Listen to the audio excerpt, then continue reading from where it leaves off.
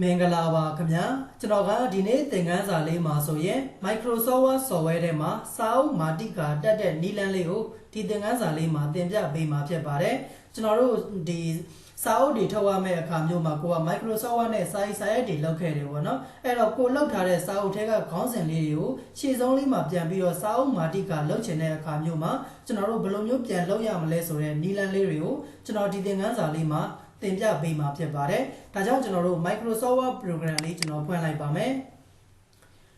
ပြီးရင်တော့ကျွန်တော်တို့ blank document ဆိုတဲ့ထဲကိုဝင်လိုက်မယ်ပေါ့နော်။အဲ့တော့ကိုကတော့ဒီစာအုပ်တွေလုပ်ပြီးသားတွေရှိရဲဆိုရင်တော့ကိုလုပ်ထားတဲ့စာအုပ်ရိုက်ထားတဲ့ file တွေကိုကျွန်တော်တို့ဝင်ပေးရမှာဖြစ်ပါတယ်။အဲ့တော့ကျွန်တော်ကတော့အခုဒီမှာက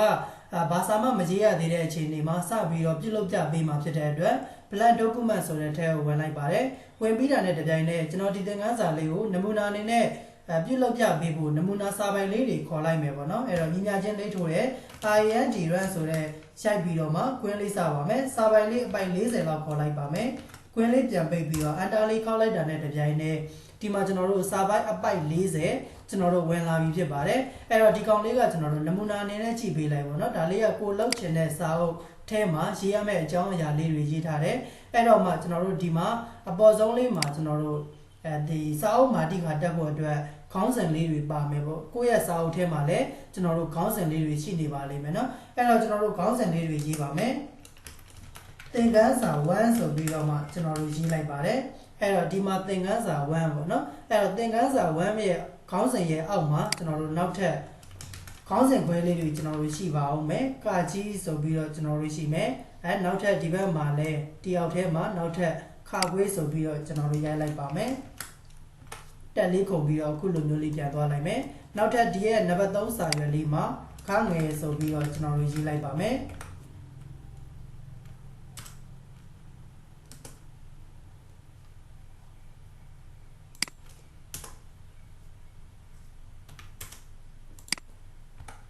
ခါငယ်ဆိုပြီးတော့ရေးလိုက်မယ်ပေါ့နော်အဲ့တော့အခုဒီမှာဆိုရင်ကျွန်တော်တို့ဆိုလိုတဲ့သဘောကကိုရေးတဲ့စာအုပ်ထဲမှာကျွန်တော်တို့chapter of content ဆိုတဲ့ဒီသင်ခန်းစာ lesson 1တခုပါမယ်အဲ့ဒီ lesson 1ခေါင်းစဉ်ရဲ့အောက်မှာနောက်ထပ်ခေါင်းစဉ်ခွဲအသေးလေးတွေပါမယ်ပေါ့နော်ဒီလိုပုံစံမျိုးလေးတွေကျွန်တော်ကလောက်ပြပေးမှာဖြစ်ပါတယ်အခုဒီမှာတော့ကျွန်တော်တို့ကနမူနာအနေနဲ့ပြပေးတာဖြစ်တဲ့အတွက်သင်ခန်းစာ1ဆိုတဲ့ခေါင်းစဉ်ရှိမယ်အဲ့ဒီသင်ခန်းစာ1ဆိုတဲ့ခေါင်းစဉ်ကြီးရဲ့အောက်မှာနောက်ထပ်ခေါင်းစဉ်ခွဲလေးတွေကာကြီးခါဝေးခါငယ်ဆိုပြီးတော့ကျွန်တော်တို့ခေါင်းစဉ်ခွဲလေးတွေ3ခုထပ်ပြီးတော့ရှိမယ်4ခုရှိရင်လည်းရှိမယ်5ခုရှိရင်လည်းရှိမယ်ပေါ့နော်အဲ့တော့နောက်ထပ်ကျွန်တော်တို့ဒီအောက်မှာဆိုရင်သင်ခန်းစာ2ဆိုပြီးတော့နောက်ထပ်ကျွန်တော်တို့ထပ်ပြီးတော့လာလိုက်ပါတယ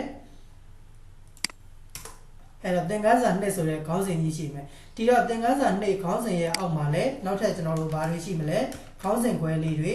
ကာကြီးခါဝေးခါငယ်ဆိုပြီးတော့ကျွန်တော်တို့နောက်ထပ်ထပ်ပြီးတော့မှရှိပါဦးမယ်အခုဒါဆိုရင်ဒီလိုမျိုးရမယ်ပေါ့နော်အဲ့တော့နောက်ထပ်ဒီမှာကျွန်တော်တို့စာပိုင်လေးတွေမလောက်လို့ထပ်ပြီးတော့ခေါ်ခြင်းလိုက်ရတယ်ညီညာချင်းလေးထိုးပြီးတော့ IND run ဆိုပြီးတော့ရိုက်ထည့်မယ်စာပိုင်လေးနောက်ထပ်အပိုင်30လောက်ထပ်ပြီးတော့ခေါ်လိုက်ပါတယ်ဒါဆိုရင်ကျွန်တော်တို့စာပိုင်တွေအများကြီးပဲရလာမယ်ပေါ့နော်အဲ့ထက်ကနေပြီးတော့မှကျွန်တော်တို့ကိုကြိုက်နဲ့တက်တဲ့စာအုပ်ခေါင်းစဉ်ခွဲလေးတွေနဲ့ကျွန်တော်တို့အရင်ဆုံးသတ်မှတ်ပေးခဲ့ရပါမယ်ဒီအောက်လေးမှာနောက်ထပ်သင်ခန်းစာ3ဆိုပြီးတော့ကျွန်တော်တို့ရေးလိုက်ပါမယ်သင်ခန်းစာ3ဆိုပြီးတော့ရေးလိုက်ပါတယ်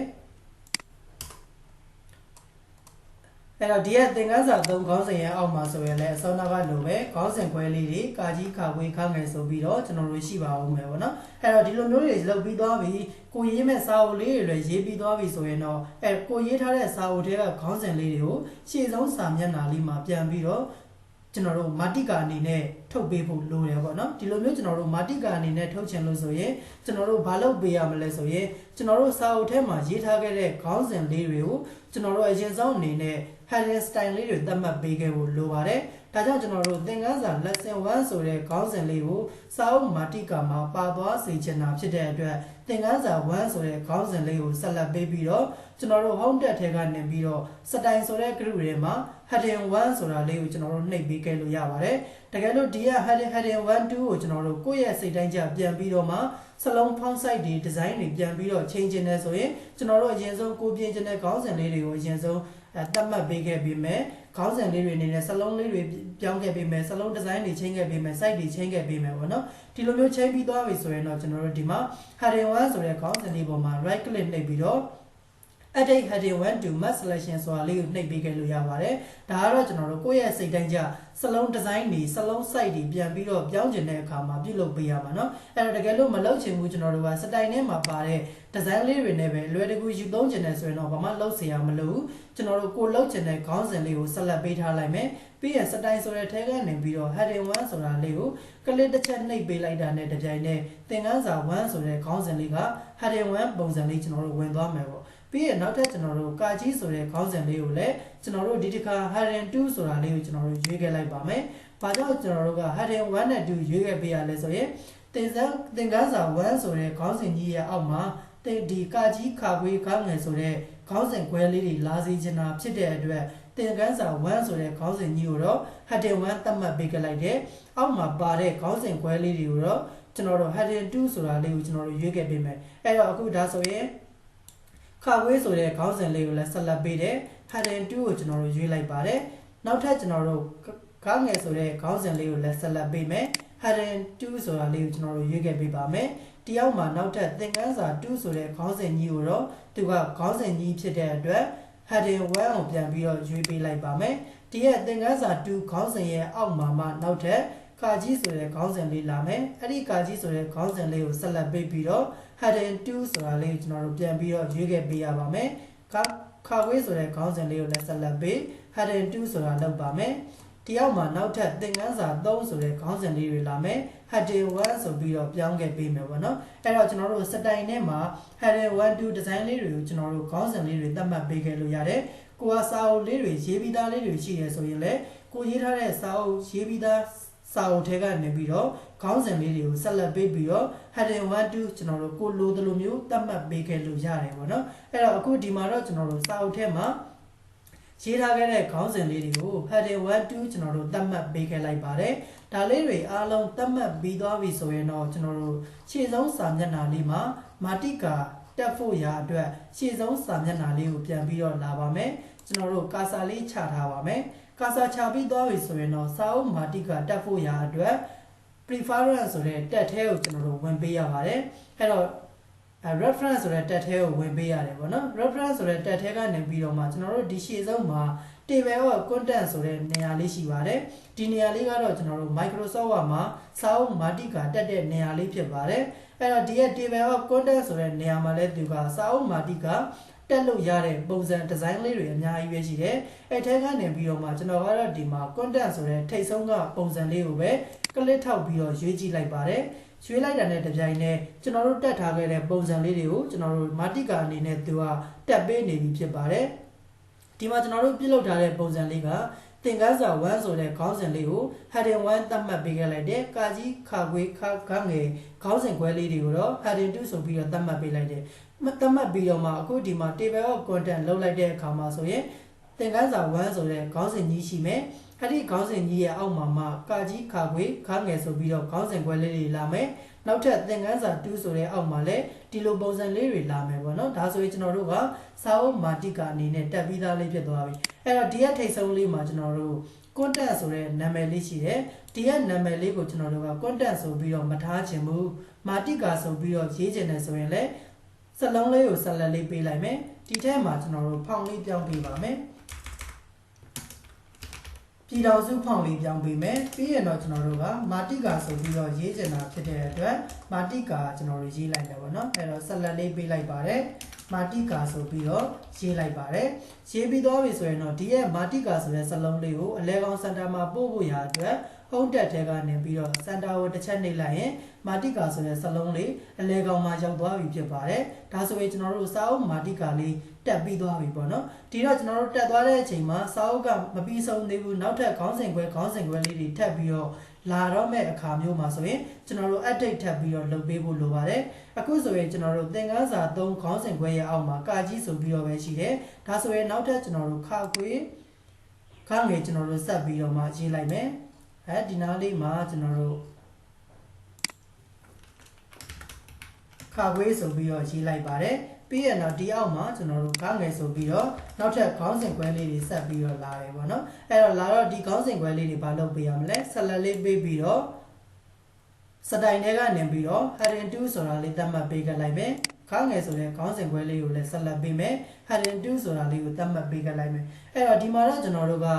ခေါင်းစဉ်ခွဲလေးတွေတော့ heading အနေနဲ့သတ်မှတ်ပြီးခဲ့လိုက်ပြီဒါပေမဲ့ကျွန်တော်တို့ရှေ့ဆုံးစာမျက်နှာမှာမာတိကတက်ထားတဲ့နေရာမှာကျွန်တော်တို့တက်ထားခဲ့တဲ့ခါဝေးနဲ့ခါငယ်ကကျွန်တော်တို့ auto ရောက်မလာသေးဘူးပေါ့နော်ဒီလိုမျိုးရောက်မလာတဲ့အခါမှာဒီရဲ့စာအုပ်မာတိက table content ကိုကျွန်တော်တို့ update လုပ်ပေးဖို့လိုပါတယ် update လုပ်ပေးဖို့ရာအတွက်ဆိုရင်လည်းသူ့ကိုကျွန်တော်တို့ click ထောက်လိုက်တာနဲ့ဒီအပေါ်လေးမှာ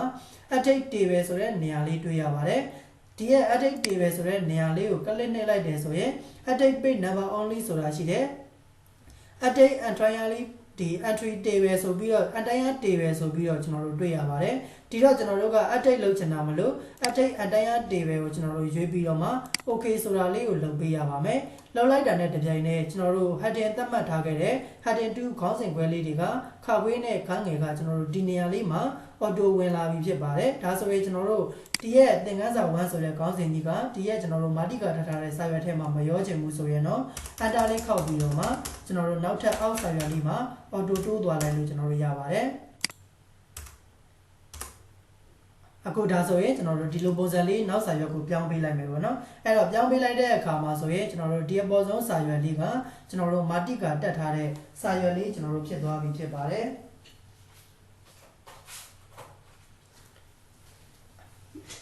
နောက်ထပ် DS စာအုပ်ထဲမှာကျွန်တော်တို့ဆက်ပြီးတော့မှစာတွေရေးရအောင်မယ်နောက်ထပ်ခေါင်းစဉ်ခွဲလေးတွေဆက်ပြီးတော့ရေးရအောင်မယ်အခါမှာဆိုရင်လည်းအခုနီလန်လေးအတိုင်းလိုက်ပြီးတော့မှကျွန်တော်တို့ heading လေးတွေသတ်မှတ်မယ်မာတိကာမှာကျွန်တော်တို့ table of content ဆိုတဲ့နေရာမှာ edit entire table ဆိုတာလုပ်ပေးလိုက်တယ်ဆိုရင်အခုလိုမျိုးကျွန်တော်တို့ခေါင်းစဉ်ခွဲလေးတွေနဲ့ကျွန်တော်တို့ဝင်လာမှာဖြစ်ပါတယ်အခုဒီမှာဆိုရင်ကျွန်တော်တို့တက်ထားတဲ့စာအုပ်မာတိကာလေးကသင်ခန်းစာ1ဆိုတဲ့ခေါင်းစဉ်ကြီးရှိမယ်တချို့ကျတော့လည်းကျွန်တော်တို့ဒါ chapter 1ဆိုတဲ့ခေါင်းစဉ်တွေပေးထားတယ်ပေါ့နော်အင်္ဂလိပ်လိုကျွန်တော်တို့ chapter 1ဆိုတဲ့ခေါင်းစဉ်ကြီးရဲ့အောက်မှာခေါင်းစဉ်ခွဲလေးတွေကျွန်တော်တို့ chapter 1 or 1 or 2ဆိုပြီးဒီလိုပုံစံလေးတွေတက်တာလေးတွေရှိမယ်အခုကျွန်တော်ကတော့ဒီမှာကထင်သာမြင်သာလေးရှိသွားအောင်သင်ခန်းစာ1ဆိုတဲ့ခေါင်းစဉ်ကြီးရဲ့အောက်မှာခေါင်းစဉ်ခွဲလေးတွေကာကြီးခါခွေခန်းငယ်ဆိုပြီးတော့မှတက်ပြပေးတယ်သင်ခန်းစာ2ရဲ့အောက်မှာလည်းကာကြီးခါခွေဆိုပြီးတော့ရှိမယ်ပေါ့နော်ဒီလိုပုံစံအနေနဲ့ကျွန်တော်တို့ခေါင်းစဉ်ခွဲလေးတွေတက်ခဲ့လိုက်လို့ရပါတယ်